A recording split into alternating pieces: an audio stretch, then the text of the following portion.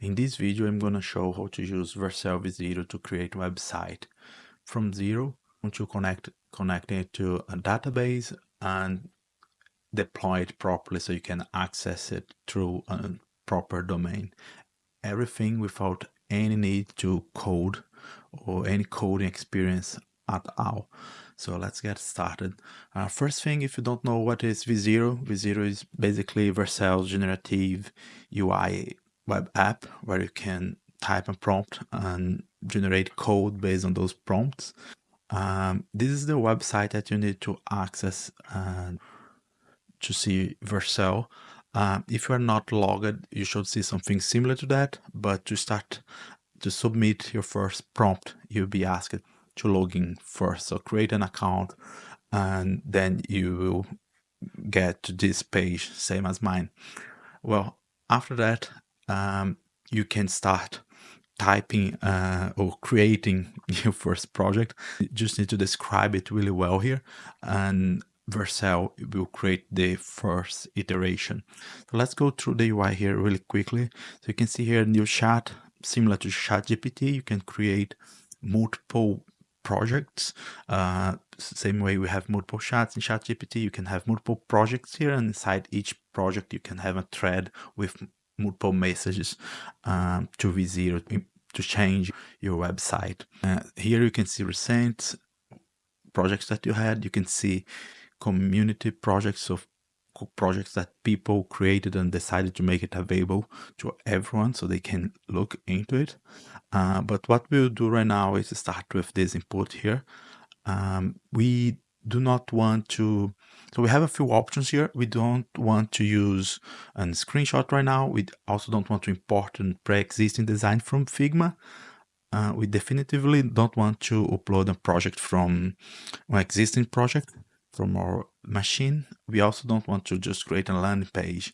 So what we can do is actually just type here exactly what we want and leave it as a new project here. Here we can see a few tests that I had made before. And here in this drop down, you can select which model will be used. Normally I leave as medium by default. It's the medium expensive. It's not as expensive as the large one, and it's not slow, it's fast enough, so this one's perfect. And if you enable this checkbox here, you can generate images as well, but for now we don't need that. So what I will do is I'll copy and paste my first prompt here, and this prompt is basically asking V0 to generate a dashboard where I want to manage my finances, and I give it a few details about how it should look like. I specify that I would like to have a sidebar on the left, the options that I want there, and what I want to see in this dashboard. We have a few options from here. You can attach an image with an example of something similar that you want to copy, or you can click here to try to improve your prompt based on AI. So there you try to improve your prompt before submitting it to create a page. But for now, I will just submit as I just type it. So I'll click here on this button, and then what it will do is it will create my new project. So you can see here, it navigated to my project now, and then it will start to plan the creation of my project. So now it's creating the first iteration of the project. You can see here version 1. So let's wait a little bit while it runs. Should not take long. So while this is building, one few things that we can look here and see around. So this is the main environment where you'll be working on when you are prompting V0 to generate new functionalities. You'll be typing it here and submitting files if you want to here. And if you want to see the code for any reason, you can click on this tab here and you'll be able to see the code that was generated. And you see here that it just generated the initial version with everything that I specified. Of course, it's not perfect here on the side. We can ask it to fix in one moment, but let's go through the UI before. So here is the preview of my website. Here is the chat where I can keep improving it. Here is the code as we have seen. And then we have a few other options here. So we have this select tool where you can select one specific element, and you can either ask the UI to ask the chat to update it somehow, or you can also edit it manually here. We have a few options like changing the text, changing the typography, etc. But we don't want to do it right now. Another option is having a look on the preview in another tab. So if you click here, you can see it in another tab, and it looks really great for a first version just generated in a few seconds. And we have the option to download the code as well, but we don't want that. And last thing, we have the settings, the option to create a copy of this project. Don't touch this one and go work on this new one. We don't want that as well. You can connect to GitHub. If you are new to coding, don't worry right now about GitHub, but it's something really interesting to know, to save your code as you change it, you keep history of it. You can of course share. We don't want to share it with anyone, and we can deploy it to production. We will do. Let's start with the deployment to production because it takes a little bit. So let's start with that. So what this does is V0 is actually part of Vercel, and Vercel does own a solution for deployment of Next.js applications. So by default, we don't care too much, but normally the page created by V0 will be using Next.js, and we can easily deploy them to Vercel. So that's why we have this button here. So I'm going to click on that right now. And then what this will do is it's going to create a new project inside my Vercel account, and then it will start to deploy it there. So if I click here, it will go to my Vercel account and it will show here. This is the name of the project, and this is the deployment running right now. So while this one is running, I'll go back here. So we have seen most of the UI, but now let's add something new to the UI. Let's say when you click in add transaction here, you want to open a dialog and then fill the data about the transaction you are adding. So let's ask the V0 to generate that for us. So I'll copy here another prompt, which basically says now when I click on the button to report a new transaction, it should open a modal with a form to report a new transaction. Make sure to add the description, amount, category, and date, and also the type if it's an expense on income. So I'm going to submit that. And the magic here is that Vercel V0 actually have the context of the application, and it knows exactly which button I'm talking about. Unless I have multiple buttons with similar names, it will easily find out which one I was talking about. So now it's generating the second version, and that's a thing we need to know as well.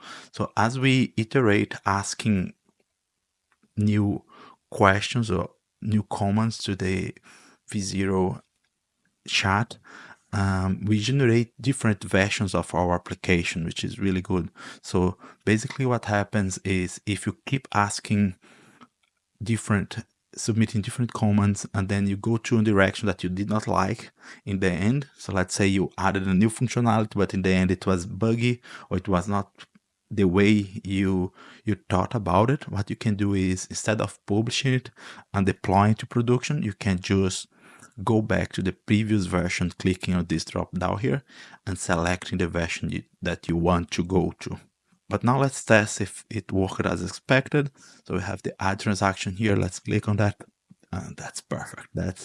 Here it is, the dialog as we specified. Now what we want to do is, okay, we have my dashboard for my finances. We have the dialog for the transactions, but actually none of that is saved to a database, right?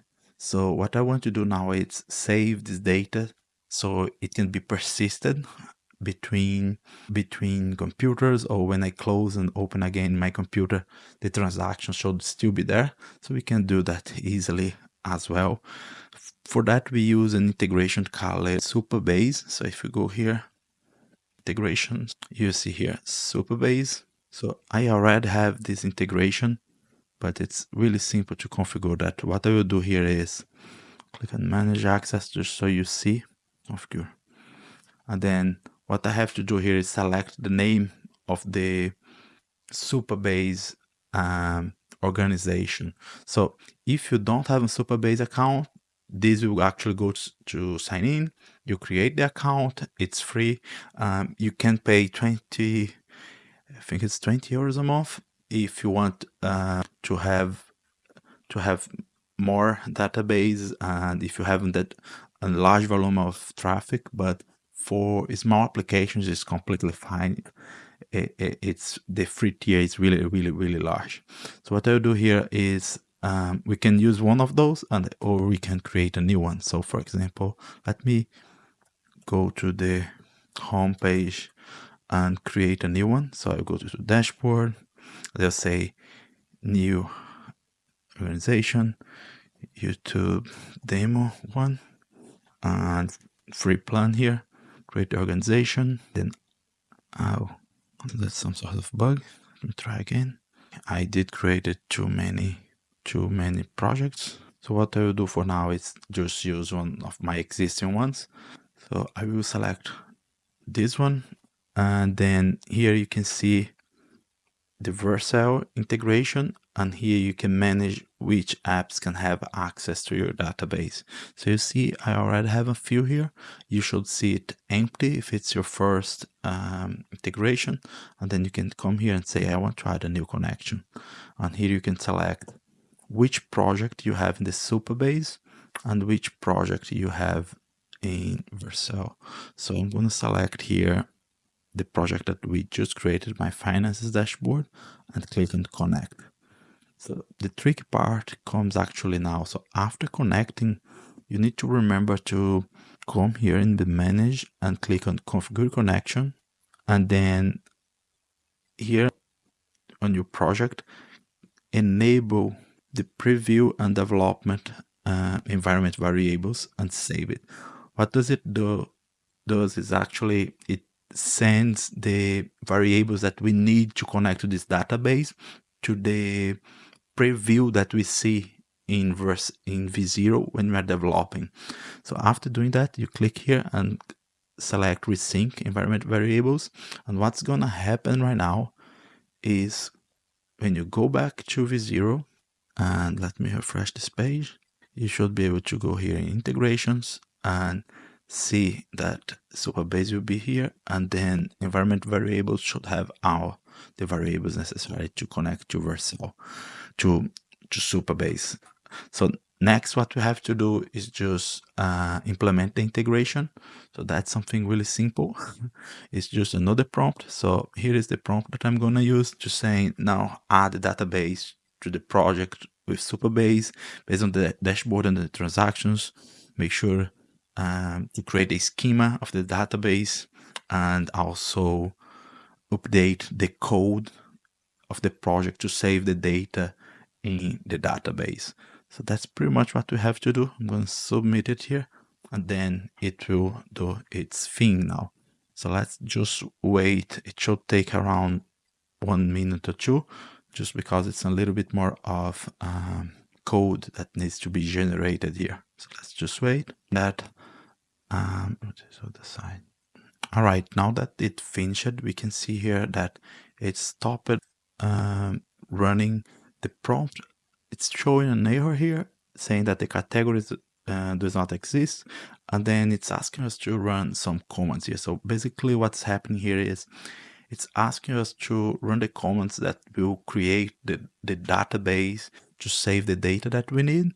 And to do that, we just select it here and click on apply, and then V0 will automatically execute the script in our Supabase database, which is just amazing.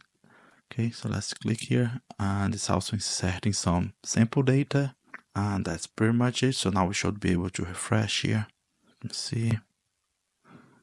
Okay, and now it's getting the data from the database. So let's do a quick test to validate that. So first, let's look at the database. So if you go back here to our project, and we are actually in the other project. So let me just go back to the home page. This is the organization dashboard. So let me select, I think it was this one. was using, and then go to table, and then we can see here transactions and categories. Really good. So in transactions, we already have a few transactions here as examples that it created for us. And you can see that we have exactly the data that we asked it for. So we have the description, the amount, the category, and the type. Now, what I want to do is go back there and try to add a new transaction. So let's say expense, YouTube 123. Select the category and leave the data as today. Click on add, and we already see here the expense that I just added. We see in the recent transactions as well. And now if I go back to our database and refresh it, we should see it here as well. Oh, here it is. YouTube 123 shopping and the date of today.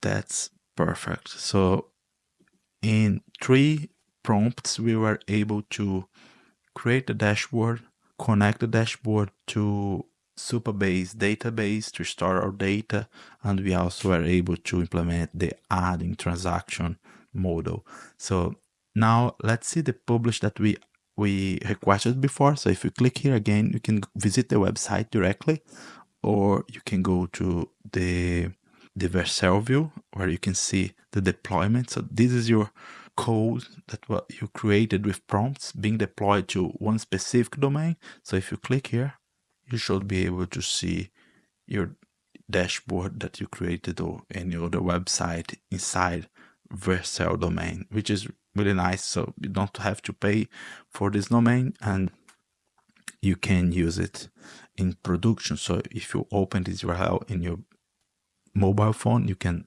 see this application as well. So here it is, and already working.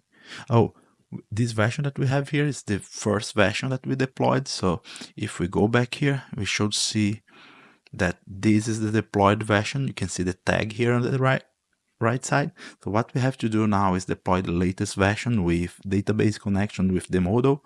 So let's do that. So just click here again, deploy change, and that's pretty much it. So it's deploying and it should take just a few minutes. If you go to the deployment dashboard, we see it's running. Refresh it. Oh, it's still deploying. Let's wait a little bit more.